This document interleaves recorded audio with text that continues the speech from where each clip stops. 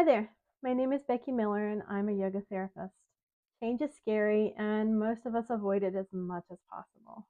Sometimes, though, you really need to change something, and that's where I come in. I support you in the process of change in your life. I help women to recover from past trauma and learn new skills to navigate life's current challenges. So, today we're talking about 5 ways to stop the endless pursuit of enough.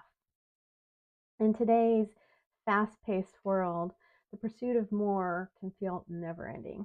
Whether it's our professional goals, our personal development, or various ambitions, the constant pressure to achieve more, become more, and acquire more is persistently present. However, it's essential to ask ourselves, when should we establish boundaries? When do we acknowledge that what we have is sufficient and that it's time to appreciate the present moment? When should we draw the line? And when is enough enough? Only when we ask ourselves these questions can we begin to be aware of how this pressure to have more affects our lives. Having, being, and doing enough doesn't have to control your life, though. Let's talk about ways that we can break this endless cycle. First, though, if you're like me, your to-do list is never ending. No matter how many hours I work in a day, I will always have more things on my list. It feels like every time I cross something off the list, 2 more things are added. The solution would appear to be that I need to work harder or longer, right? This way of thinking only leads me into a trap of thinking that I've not done enough and I must work longer to reach that state of having done enough. I'll let you in on a secret, though. I'll never get there, and neither will you. I know you don't want to hear that. I don't like hearing it either. I struggle with this just as much as my clients do. I have to repeatedly remind myself that doing more will never be enough unless I declare it to be. That's the other part of the secret. You can decide when you've done enough work, eaten enough food, or spent enough money. Instead of letting other people decide when that elusive target of enough is, you can take all the pressure off yourself simply by telling yourself it's enough. The idea of enough is often a trap of overcommitment.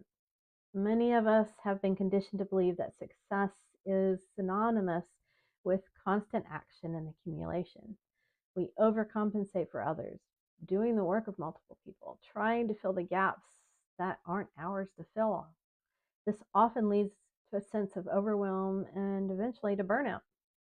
Picture this: you're juggling work deadlines, family responsibilities, personal goals, and maybe even community obligations.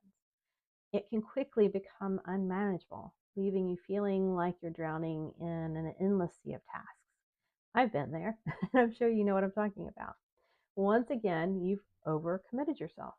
There's no time for relaxation, there's no time for rest, there's barely even time to eat or sleep. That's never a good situation.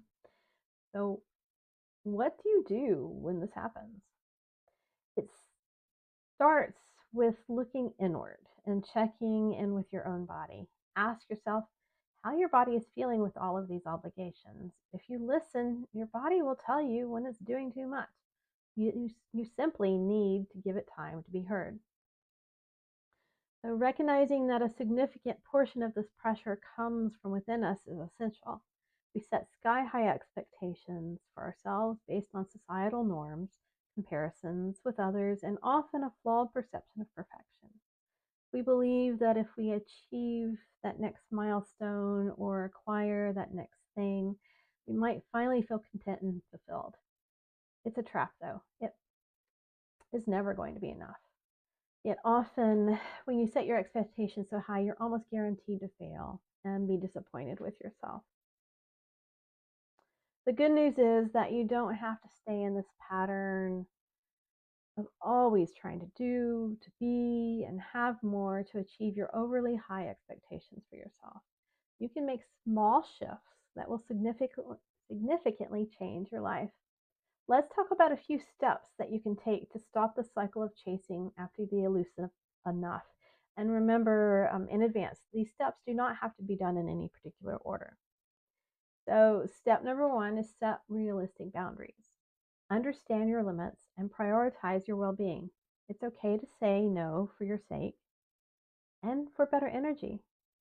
This is going to be hard at first. People will test you.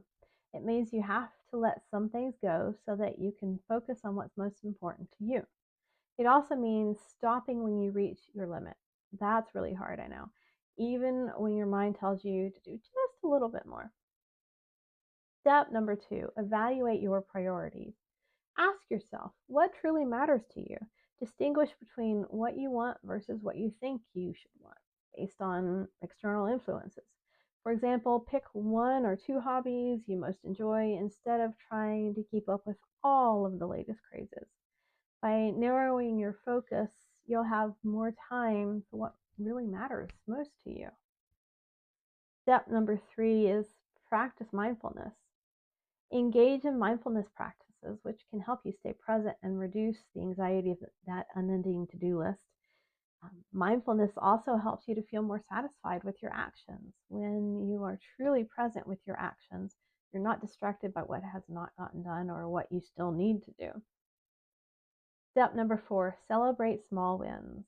Remember to acknowledge and celebrate smaller successes rather than only holding out for significant achievements. Did you finish your weekly report on time? Celebrate. Did you cook a healthy dinner instead of grabbing takeout tonight? Celebrate that too.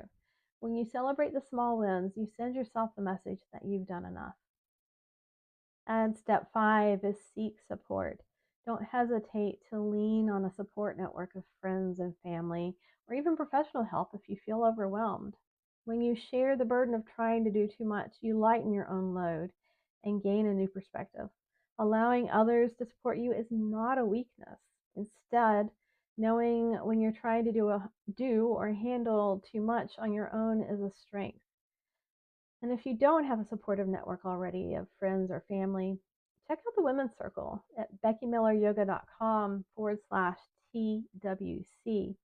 This is a safe, supportive group that provides tools to help you navigate life's challenges. Understanding when to say enough is essential for sustaining balance and a sense of fulfillment in life. It involves honoring your needs and desires and choosing to live a life that resonates with your true self instead of constantly overextending yourself in pursuit of goals and ideals that may always seem just beyond your grasp. The key is to focus not on achieving the most, but on prioritizing what genuinely matters to you. So, what are you waiting for? Check in with your body and shift your idea of when enough is enough. So that's all for today. I'd love to see you in the Women's Circle. And don't forget to like and subscribe. And I'll see you next time with another tip to live healthier and happier. Bye for now.